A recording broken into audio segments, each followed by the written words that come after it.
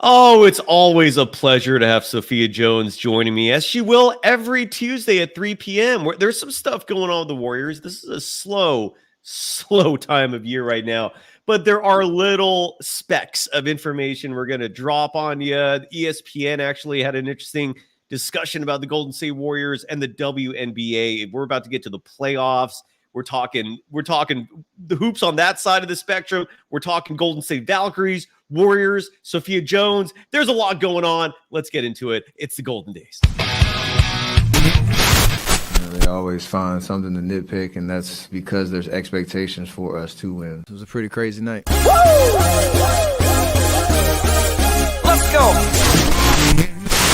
In a minute, I'ma need a sentimental man or woman to pump me up. Come on and break me off.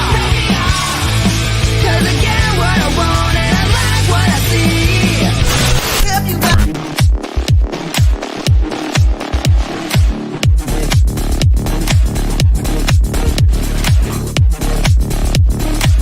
Get the club.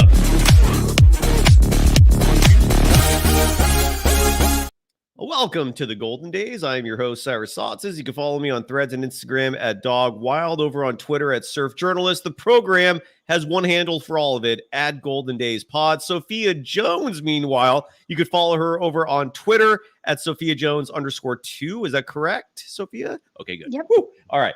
And definitely follow her there. And then some, you're also on Instagram. You can tell people how folks can find you there. Sophia, how the hell are you doing on this Tuesday afternoon? It is slow in the WNBA. I'm sorry. It's slow in the NBA, not so slow in the WNBA. How are you doing first and foremost, though? I'm doing great. It's storming here right now in Miami, so great opportunity to just be inside and talk some basketball. And that's a good heads up because, as you mentioned, it's storming like Norman over in South Florida. It's the weather there is crazy. It's unpredictable. I lived in the South for 2 years and would make road trips all over the place. And the weather in most of the country is insane. People in California are spoiled rotten when it comes to the weather. So I hope you're doing okay. And folks, if Sophia just vanishes on us all of a sudden, it's because of a power outage. Don't get worried. But because of a storm, she might drop. So hopefully that will not happen during today's broadcast.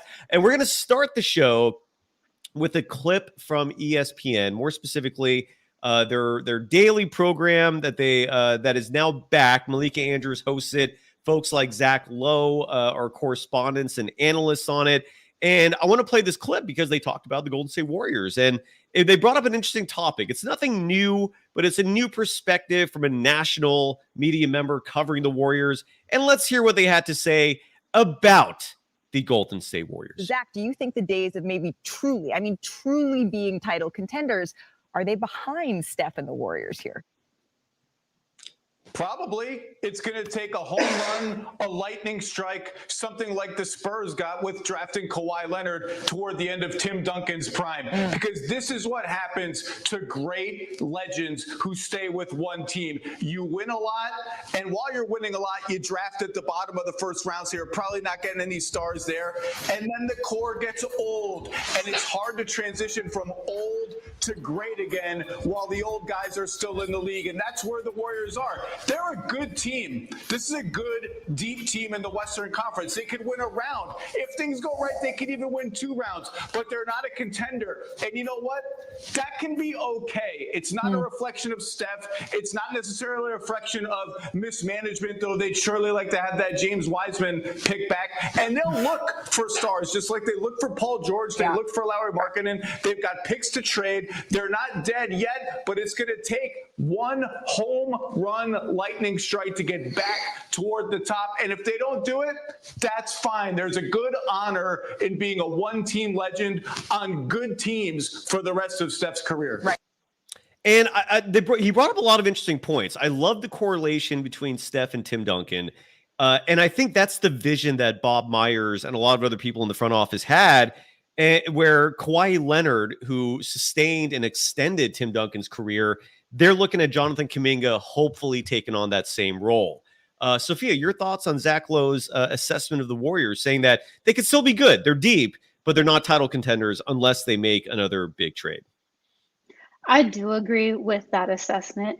I feel like the way that this team is right now, it would take some type of other addition in order to be contenders, especially in the Western Conference since it's so deep right now. It's so competitive. It takes a lot to just make it out of the West.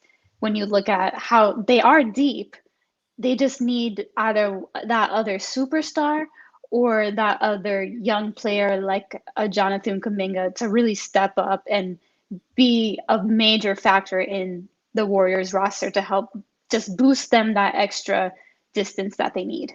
Totally. And before we continue on, I almost forgot to give some love to the official sponsor of Golden Days, and that's Bet Online, the world's most trusted betting platform and your number one source for everything football. Do you follow football at all, Sophia? Because we had a huge Monday Night Football game here in the Bay Area.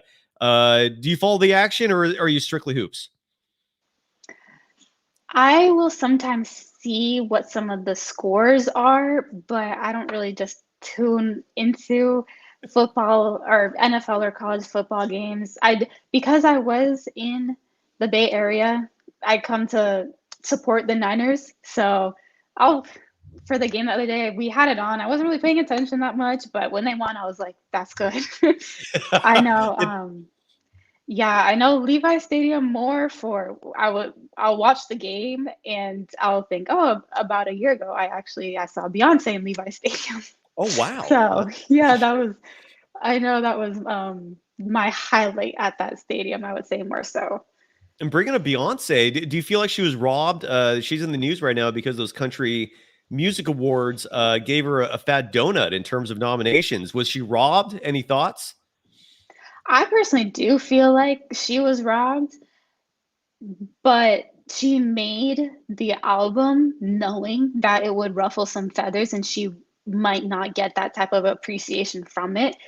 She was kind of almost inspired to make it when she got that negative feedback when she performed a couple years back at the Country Music Awards. So it's unfortunate, but not surprising, I would say. Good assessment there. Yeah. And I've heard opinions on both sides. Some people saying, well, I think the whole album's covers. And but regardless, yeah. So the 49ers played last night and they beat the Jets. They beat them senseless. It was a beautiful game if you're a Niners fan, and they covered the spread. So if you bet on that game with Bet Online, who has every stat, every matchup, they have live odds and spreads to bet on during the games, you came out a big winner. Congratulations to you. Congratulations to everyone who loves the San Francisco 49ers, especially if you bet on them, because then your wallet's a little thicker. And if you think you know your stuff, get in on BetOnline's $200,000 mega contest and pick 5 games against the spread every week for your chance at weekly prizes and a share of $200,000. And when the game's over, head on over to the online casino, kick back, put your feet up, pour yourself a stiff one if that's your concoction. And if your poison is more of the smoking variety, light them up if you got them,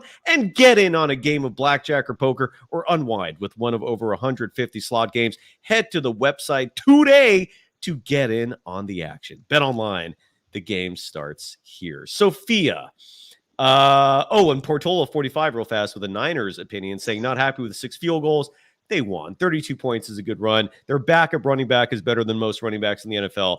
Be happy if you're a Niners fan. That was a fantastic victory. But going back to the Golden State Warriors, Sophia, the WNBA, I feel like this is easily their biggest year, their best year in terms of crowds, audience sizes. They have a mega star in her rookie year living up to the hype in Caitlin Clark. The Aces and the Liberty played a game a few days ago that attracted a huge audience. Stephen Curry was there. He was doing the media rounds in New York. This was, I think, a part of NBC and his show there on Peacock, which I still haven't seen yet. Have you seen that, by the way, Sophia? I forgot the name of his show, but I believe it's called Mr. Throwback. Yes. And I haven't watched it yet either, but it's definitely something that I think I might tap into. Yeah, same. It's definitely on my list. It's in the my stuff category, but I've got a lot of shows I got to watch, and I'm going to get to it at some point. The whole point of this is Stephen Curry was in New York. He was doing interviews on like CNBC. He was in Wall Street at the New York Stock Exchange.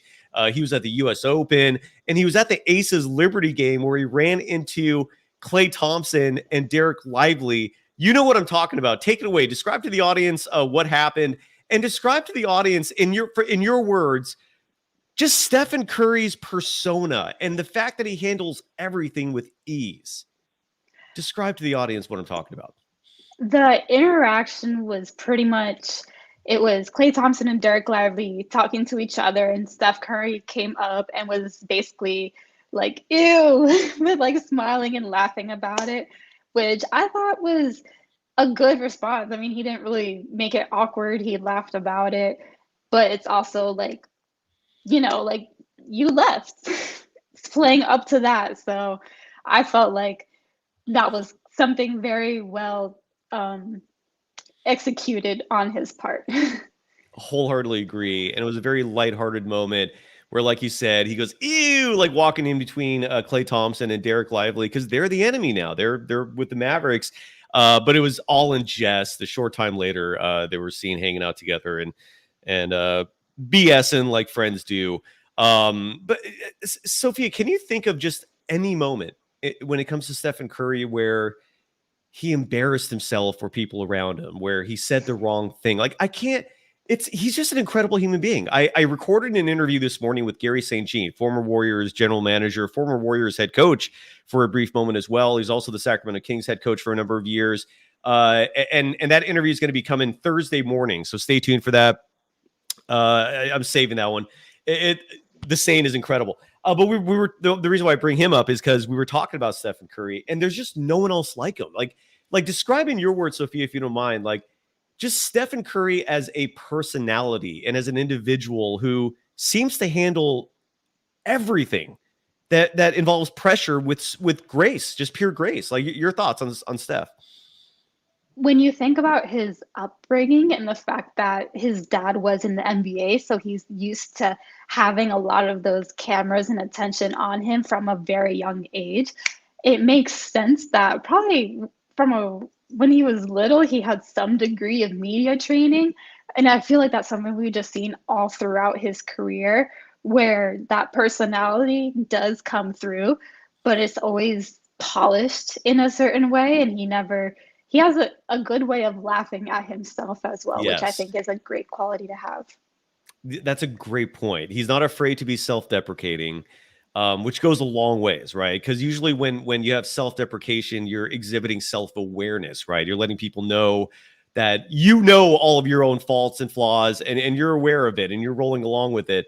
And then Bruce Morrow in the chat saying he handles pressure by reproducing with 4 kids.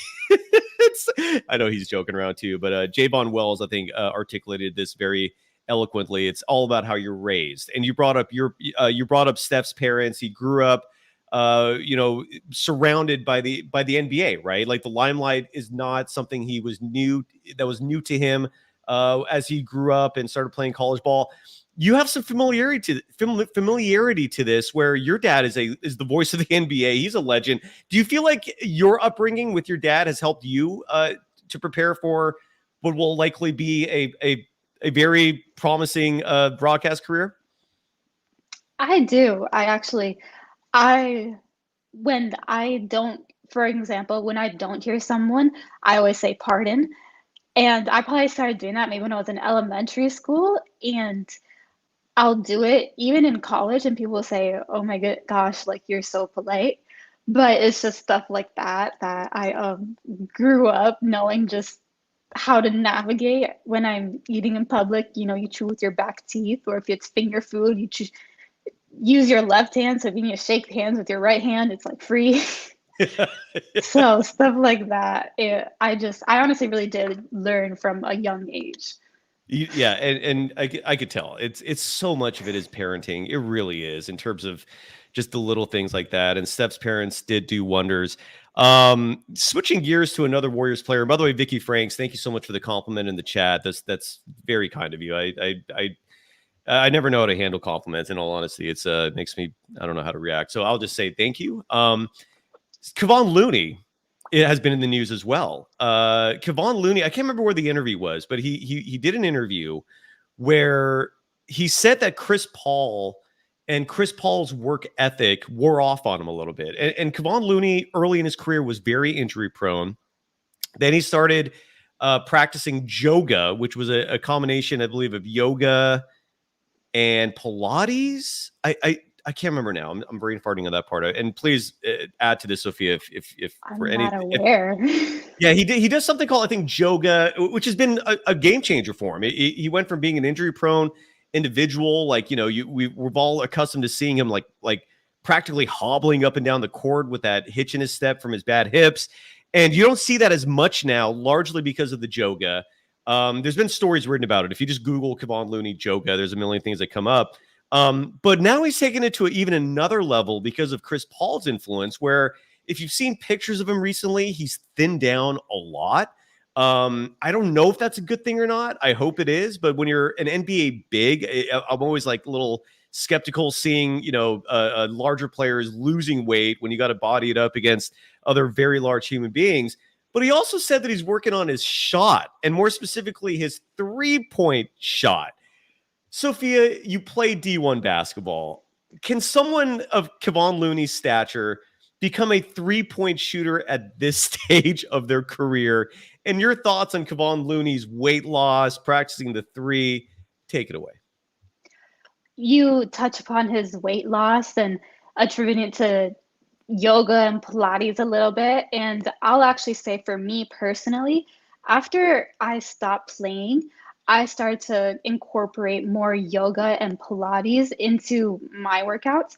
And as someone that did tear both my ACLs, so I guess you could call me injury prone as well, I actually really do find that doing those types of exercises and movements involved in yoga and Pilates really does help the whole body in rehabbing and just feeling better overall. To mention another player that has taken a little bit of that same route, Mason Jones on the Sacramento Kings. I had the opportunity to speak to him at the California Classic this year for Summer League, and he said he lost 50 pounds from April until July, and he attributed a lot of it to doing the same thing, yoga and Pilates. But in terms of Kevon Looney's skill set, when he was in high school, he was actually being compared to be the next Kevin Durant. I don't know if you've ever seen any of his highlights. Oh, he was a wing. Yeah, he was a complete, like the player of the Warriors. Yeah, I'm glad you brought that up, because it's almost been forgotten that the player that was drafted is not the player he is now. And I brought this up I interviewed Steve Kerr a couple years ago about how Kevon Looney is not a traditional center. And he responded by saying, I disagree. I actually think Kevon Looney is a traditional center. And yeah, he is now, but he was not when he was drafted. Sorry to interrupt you, but it's a good point, because he's changed night and day from who he was to what he is now. No, you're completely right. I mean, I remember watching his mixtape from high school, and he really had that Kevin Durant skinny stature as well as the skill set. So it's something where, with the work that he's been putting in this summer, maybe some of those skills didn't necessarily disappear, but they were just dormant, waiting to resurface again. That is, I'm so glad you brought that up, Sophia. They say that, and that's one of the many reasons why you're on this show. I did not even think of that. If anybody can adjust their game, it's Kevon Looney. I mean, like you said, this is someone who was drafted out of college, out of UCLA, as a wing, and the same guy grabbed 22 boards in the 22 Western Conference Finals to help the Warriors win and get into the NBA Finals. And he's one of the best rebounders in the game today. That was not something he was known for coming out of college. So if he can reinvent himself once, if anyone can do it, it's going to be the person who's already accomplished that. That's a great point. You're absolutely right. He used to be a wing. That's interesting. Do you have hopes that Kevon Looney could actually take his game to another level? Like, I need to look up his age, and Jerry in the chat writes that he has 10 threes in his entire career, which may bear little relevancy here if he's been working on it as much as he says he has, and we imagine he is. That's crazy. I need to look up real fast, like, what his percentages are and stuff. But Kevon Looney's not that old either. Is he still in his 30s, I think? I'm sorry, he's still in his 20s, I think. Let me look it up real fast here, because I did not. He's 28 years old. He does not turn 29 until February 6th. That's the day of the trade deadline. That's interesting. That's good. So this is good news. I like this news. Do you, Sophia? What's your final thoughts before we shift gears? Yeah, no, even though he hasn't hit many threes in his career, hopefully it is something that, since he used to have that skill set and he's been working a lot this summer on it, maybe it's not something where he's going to turn into a pure shooter based off of one off season, but just being a threat is something that honestly really opens up a lot of things in offensive schemes. Absolutely. I'm looking at his stats, by the way. That is incorrect. What was said in the chat. He's made 10 threes. Okay, so maybe that's what they wrote. He has 60 career 3-point attempts. He's a career 16.7% 3-point shooter. His best season as a 3-point shooter, besides his rookie year when he went 1 for 2, was back in the 2020-2021 season. When he was 4 of 17 from beyond the arc. So it'll be interesting to see what happens. But yes, he made 10 threes in his career. He's put up 60. He's made 16.7%. So that actually was correct. Fascinating. We'll see what happens with Kevon Looney. Now shifting gears here to the WNBA. What has been going on, Sophia? Are the playoffs around the corner? Like, I feel like you are the person teaching me about this wonderful game that's emerging. This is clearly the biggest season of the WNBA, largely because of the burgeoning superstars and Caitlin Clark, Angel Reese. Let's start there, by the way. Angel Reese, she's out for the year. What happened? So she suffered a hairline fracture in her wrist. So she'll be, I believe she said that it was something where she could have played through, but there would have been risks associated with that. So she decided just to go with surgery, and that's going to put her out of play for a couple of weeks. But it's a shame because she has had a very special season. She had the most rebounds for any WNBA player ever in a season, as well as averaging a double-double.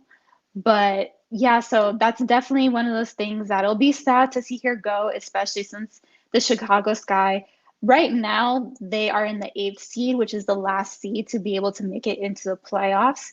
And with the return of Kennedy Carter, who's one of the most explosive guards in the league, it would have been interesting to see if the Chicago Sky could have made a potential run. It's still possible, but it would have been nice to see how Angel would have responded in the playoff environment.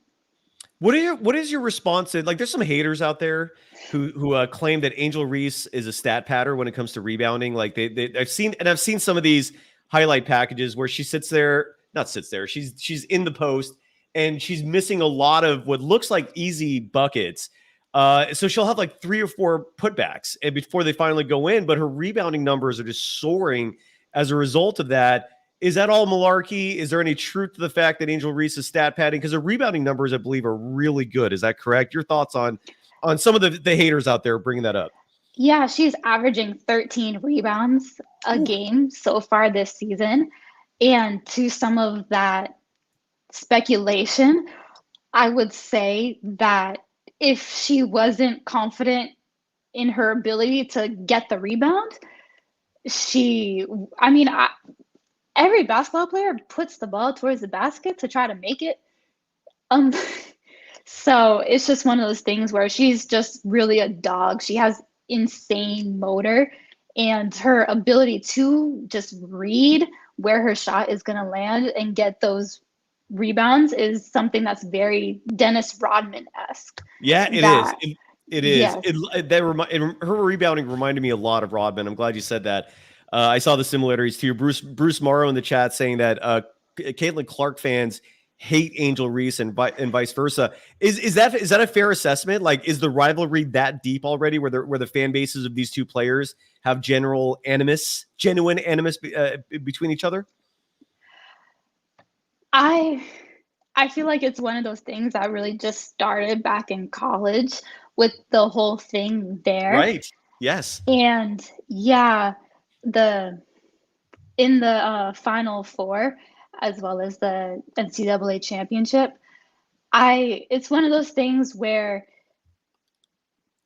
when it's a situation where both these women are just doing great things for the WNBA and are just trying their best and great players at that, that both fan bases, I guess if you can call them, can just appreciate what each other has brought to the game.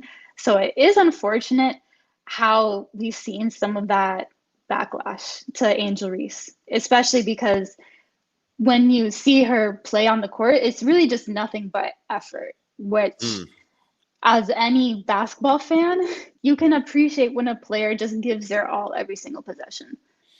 And I'll say this too, for the sake and health of the WNBA, the fact that people care this much is a damn good sign, right? Like regardless of some of the vitriol that may be coming out, and I don't doubt for a second that a lot of it is nasty, negative, might be hate-filled. With that said, you're doing something right when you're getting a reaction from people of that magnitude, even if it is deplorable. Because there's nothing worse in any venture pertaining to the media than apathy, than people just not caring, right? So regardless of how wrong some of the comments are and the posts are, it's a good sign for the game because that means this rivalry is legit. Now, Caitlin Clark had a slow start to the season, and she's lighting it up. And I feel like the Olympic break, the fact that she didn't play in the Olympics, was a massively huge favor for her. I don't think it's a coincidence that her numbers or her production took a considerable leap after she had those 2 weeks off, 3 weeks, whatever it was, because of the Olympics. Would you agree with that assessment that her taking a breather those 3 weeks was a massive help, given WNBA players are in a weird position where they get drafted and then they just continue playing right out of college? Like, they don't get a break, which is unfortunate. And that's just how it goes, given they don't want the WNBA to be scheduled simultaneously as the NBA. So the WNBA season starts right when the NBA ends, but that's also right when college ends. So these players don't get a breather their rookie seasons. Is that a fair assessment? Is that what you saw as well? And anything to add on Caitlin Clark and her game improving, which is correlating with the Indiana Fever now being the 6th seed and looking like they're going to make the playoffs? I would definitely say that there's a correlation to that. In addition to just having a very back-to-back between the college season and the WNBA season, the Fever had a very tough schedule at the beginning of the season where they were just playing a lot of games, which when you're coming off a season where you went all the way to the national championship, and then you're one of the teams in the WNBA that gets booked for the most games, is going to take a little bit of a toll. But in addition to that, it just took a little bit for Clark to develop the chemistry with her teammates. At the beginning of the season, we would see some of those passes that she would make that would be a little bit off target or not necessarily caught, that are now connecting, which have attributed to her growing assist numbers, where she's currently leading the league in assists. So definitely the Olympic break was a huge thing for the Fever. They're one of the hottest teams in the WNBA after the Olympic break. Caitlin Clark leads the WNBA in assists? Yep, she does. Total assists and assists per game. Wow. Yeah, I'm looking at the stats right now. She averages 8.5 assists per game to lead. That's insane, man. And where's she in scoring? So her scoring is not quite there yet, right? In terms of leaders. So it's more, she's taken on more of a point guard role. Is that fair? She has been taking more of a point guard role. She's shooting a lot of shots, but I'm seeing Bruce in the chat also mentioning Kelsey Mitchell, who has been a great veteran on the team for Caitlin Clark. She's another point guard. And just the backcourt consisting between those two players is extremely dynamic and high scoring. Kelsey Mitchell has been on an incredible run herself, also averaging over 20 points per game in this last stretch. So that backcourt in the Indiana Fever has been really special to watch post-Olympic break, definitely. Bruce Morrow in the chat's also saying that Caitlin Clark is committing a lot of turnovers. Is he accurate? And is that a rookie? If yes, is that a rookie thing that just going to go down as she plays more? Your thoughts on Caitlin Clark and turnovers? She does need to work on taking better care of the ball. But whenever you have someone that likes to pass a lot and that the ball is in their hands a lot, turnovers are going to come with it a little bit, especially because some of the passes that she makes are quite risky. There are definitely some full courts or behind the backs that don't necessarily get there all the time, but that also comes with getting a little bit stronger as well and not letting the ball being taken from her while she's dribbling.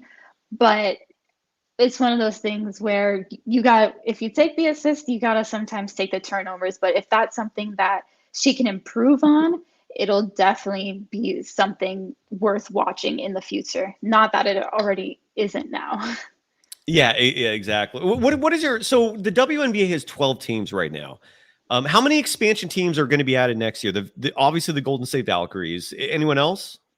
The Valkyries will be added next year, and the year after, starting in the 2026 season, Toronto is getting a WNBA team, which will be really exciting to see because when there was a game played there, they had a sold out crowd. So, yeah, it'll be really interesting to see the Toronto WNBA team. Yeah, absolutely. So right now we have 12. In 2 years, it's going to go up to 14. And again, I'm so new to this. Like you're teaching me and you're getting me excited. So there's no divisions right now, if I'm not mistaken. Is it just one conference? Oh no, there's an Eastern Conference and a Western Conference. How does the playoffs work? Like, is it just do the conferences matter? I know the top 8 teams make it, but is it just the top 8 overall? Is it 4 from the West, 4 from the East? How do the playoffs work? For playoffs, it's just taken overall standings. So the top 8 teams in the whole league is who they take into the playoffs. So let me ask you this. Do you feel like the NBA should follow the same practice and take the top 16 and just do away with the whole divisions and the conferences? Or do you like the way both sides are doing it the way it is right now? Part of me does think that in certain, especially when you look at kind of the Western Conference versus the Eastern Conference, there's a little bit of a disparity. I feel like with the state of the NBA now, that would be something that's interesting to see, as well as you look at divisions and like which teams are playing each other. Especially you see the Pacific Division it's just entirely stacked. So when teams like that are playing each other more, it does contribute to sometimes a worse record. So I feel like it would be interesting to see the playoffs just take all the top teams. I think you might be on mute. Thank you. Yeah, it was some sort of connection issue. Do I sound okay? I can hear. So yeah, my computer did something funky there for a second. So I'm looking at the standings in the NBA last year. If they had actually gone with just a one league format and not splitting it up into conferences, the Boston Celtics were far and away the best team. Like they would have had the number 1 seed. They would have finished the season with a 7-game lead over OKC and Denver. I literally have to hand count where the Warriors are. So it's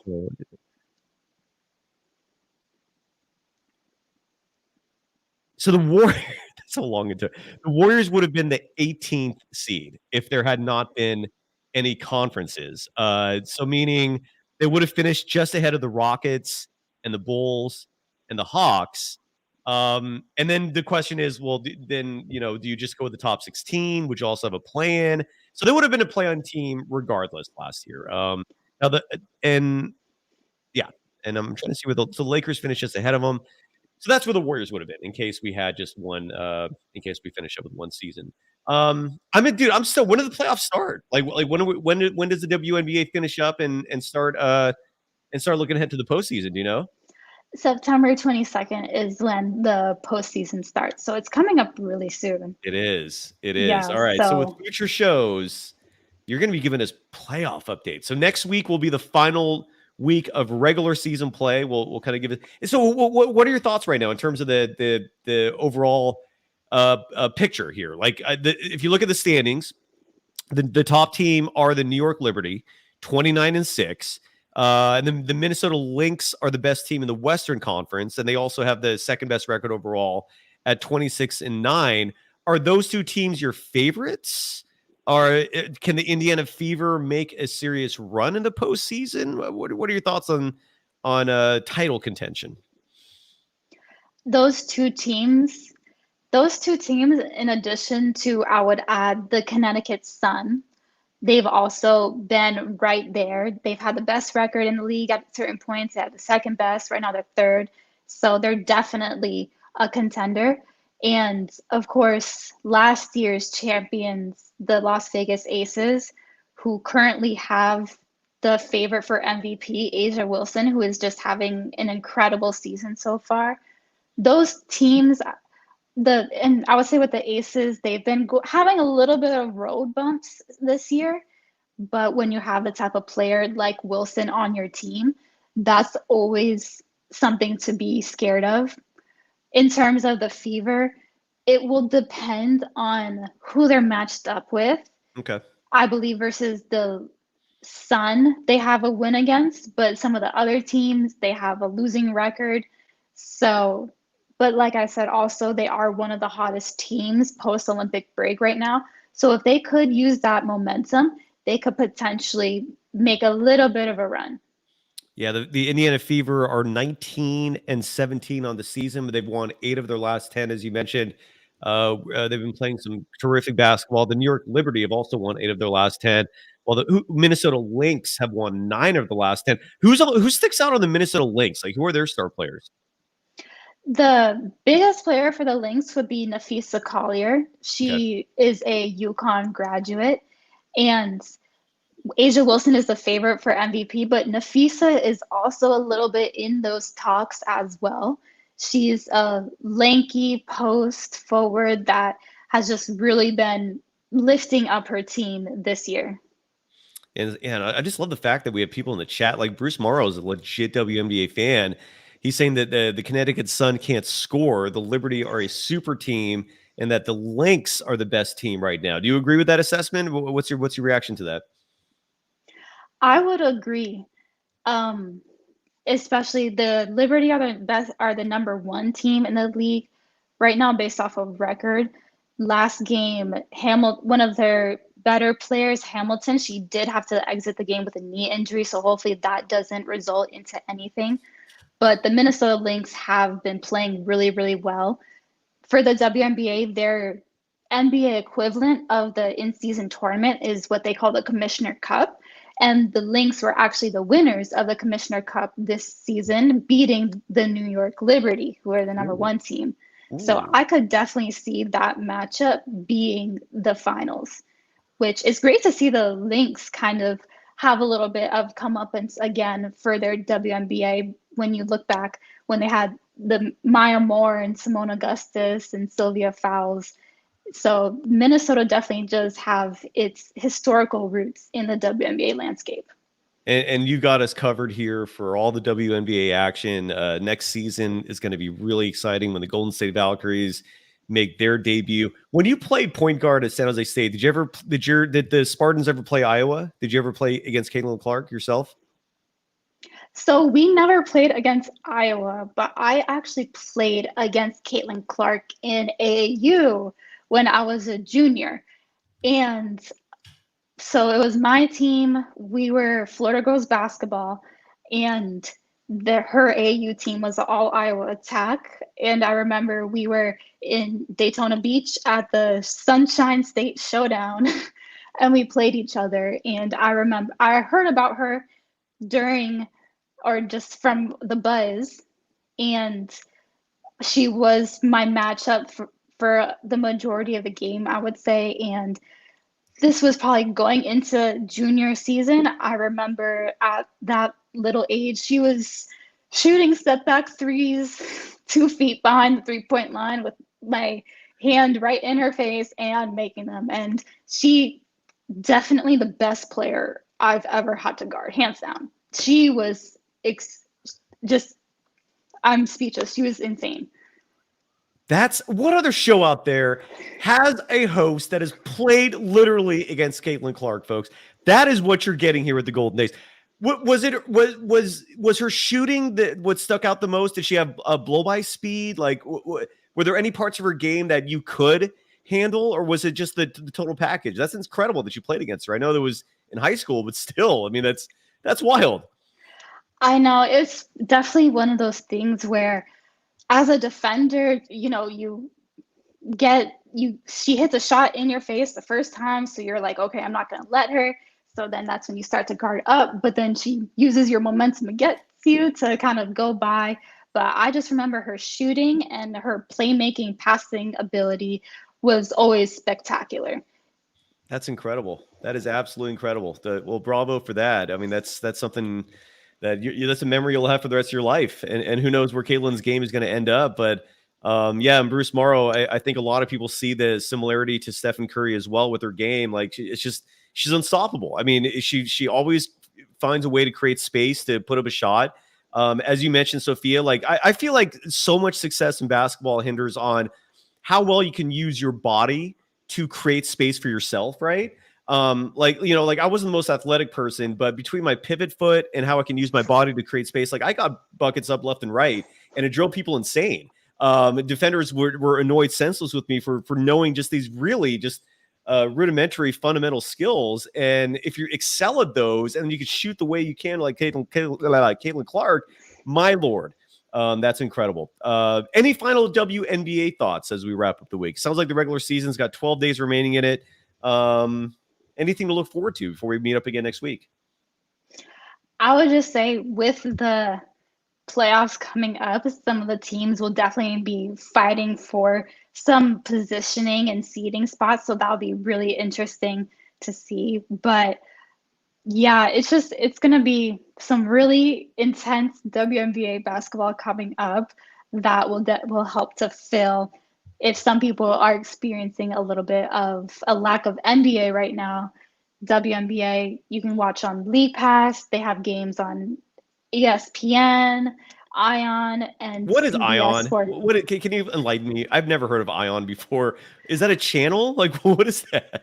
I believe Ion is it's national. I believe it's something having to do with the channel CW affiliate. Oh, okay. All right. That makes sense. Yeah. Okay. Yeah.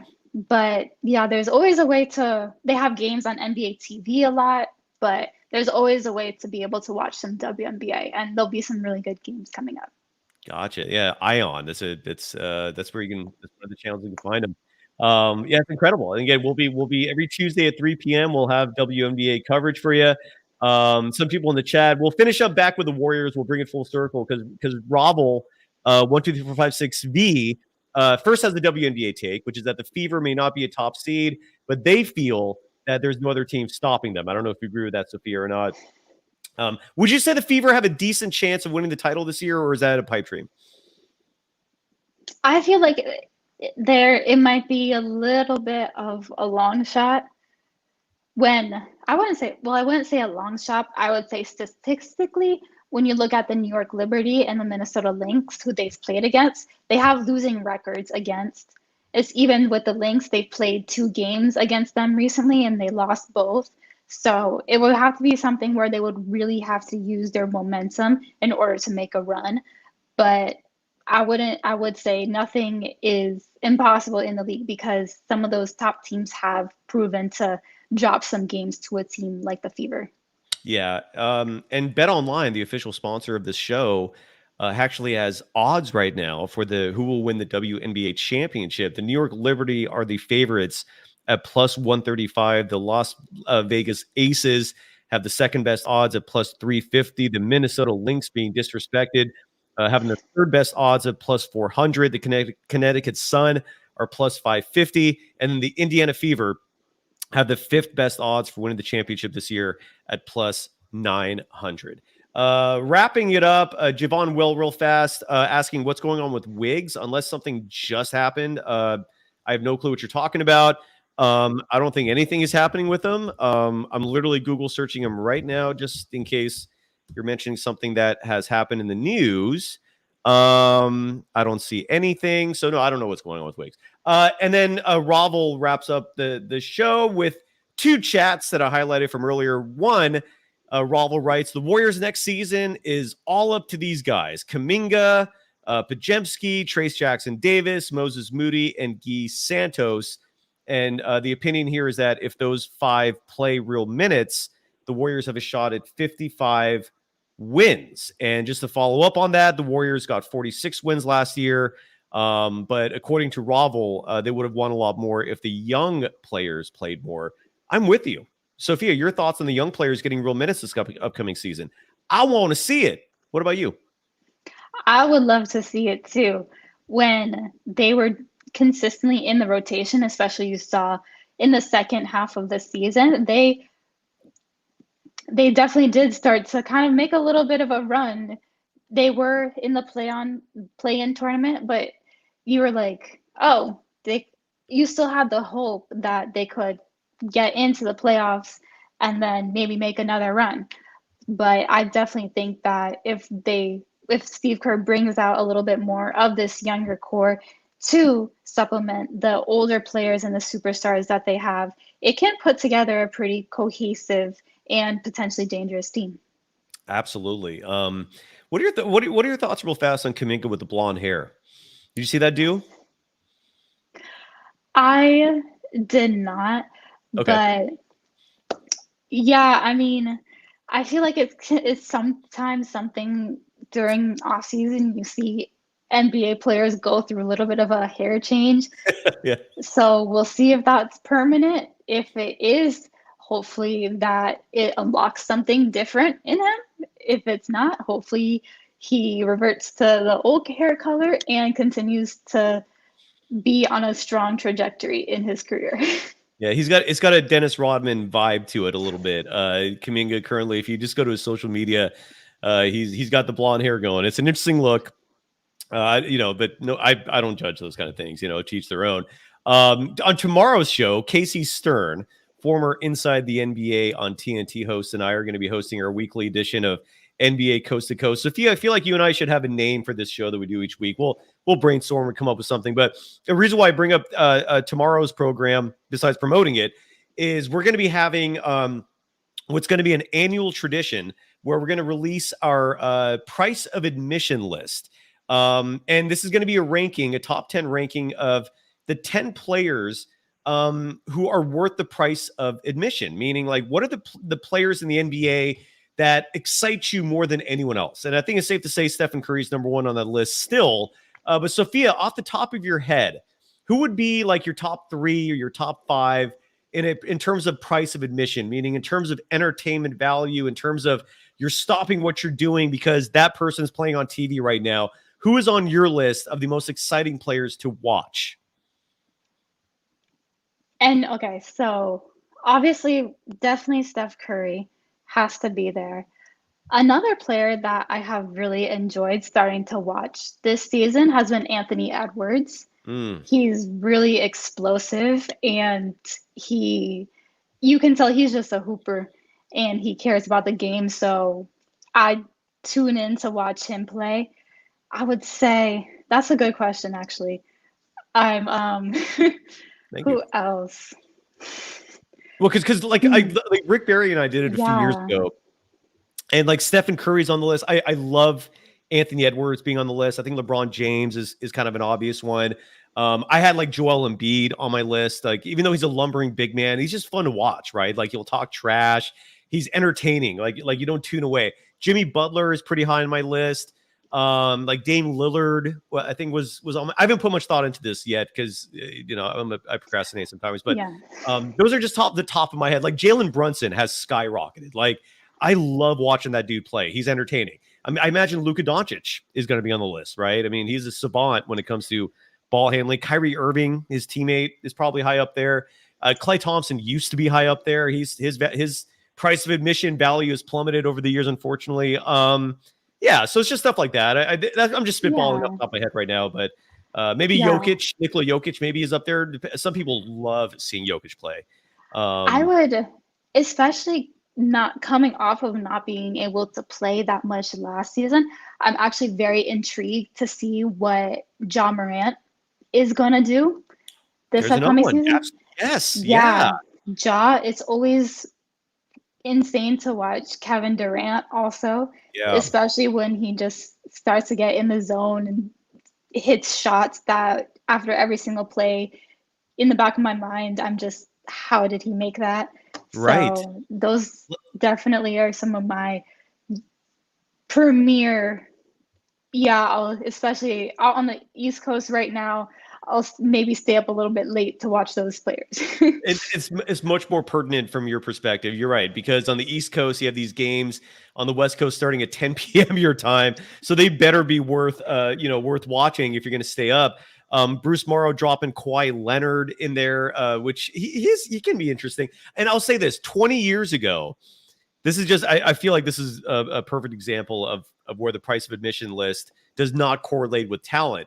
Tim Duncan was probably the best player in the NBA. Him and Kobe were right up there. But when it comes to price of admission, no one was watching Duncan. But a lot of people were watching Steve Nash, right? Like Steve Nash was someone that absolutely had you glued to your TV, but the guy never got out of the conference semis. So the price of admission does not always correlate to success, but you still want to stop what you're doing and watching. So any final thoughts, Sophia? So a few suggestions in the chat for the name of this segment: the Jones Corner, the Jones Update, the Jones View. we'll put some thought into that one for a name for this show. Yeah, Maybe get the Valkyries tied in there somehow. for sure. Any final thoughts? No, I'm just, especially kind of like what we touched upon earlier, there's not a ton of NBA news and buzz going on right now. So to fill that void, people should definitely check out WNBA. Some really exciting players to watch and some very engaging games to just be able to turn on the TV and fill that basketball void. Absolutely. And just to try to help fill that void here on this program, again, every Tuesday at 3 p.m., Sophia Jones joins the program. We're talking Warriors. We're talking WNBA. Every Wednesday at 1 p.m., it's NBA Coast to Coast with Casey Stern. And then this week, Thursday, Gary St. Jean, former Warriors GM, former Warriors head coach, former Sacramento Kings head coach, joins the program. And then Friday, to wrap up the week, George Karl, Hall of Fame coach, who recently came out and said he wants to squash his beef with Carmelo Anthony. I'm going to ask him about that. He's launched Hoops for Harris. Are you watching the debate tonight? You don't have to answer that. I try not to go political on this show, but there is a presidential debate coming up in 2 hours. Are you going to watch or no, or no comment? Honestly, I know you say political, but unfortunately, this debate may be pure entertainment value that is worth watching. But there are some WNBA games on as well. I might have to choose over, honestly, but we'll see. I don't know. If I look on Twitter and people are just up in a blaze about something, I might have to switch over. Absolutely. But yeah, George Karl, the reason why I brought all that up is because Coach Karl has launched the Hoops for Harris campaign, where he's getting former Hoopers to support Kamala. So I'm sure he's going to talk about that. He's always got a lot of media projects. And people forget George Karl was the former head coach of the Warriors as well. So 2 straight days of former Warriors head coaches. George Karl was also involved in one of the most underrated basketball brawls ever, where in 1987, the Warriors and the Utah Jazz were in a first-round playoff series. Back then, it was best of 5. And following, I think, game 3, George Karl was among a lot of players involved in fisticuffs that included the crowd. I'm going to play that clip on the show as part of the show, as part of the interview. It's a delight. It's a treat. Go look it up if you've never seen it. But with that said, Sophia, thank you as always. Again, people can follow you on Twitter at Sophia_Jones_2. Stay tuned for the rest of this week. Again, Casey Stern, Gary St. Jean, George Karl. Until then, are we good, Sophia? Are we done? Are we out? I think we're good. Oh, I didn't even know I could do that. I didn't know you could do that either. Well, look at those fireworks. That's perfect. Bye-bye, everyone.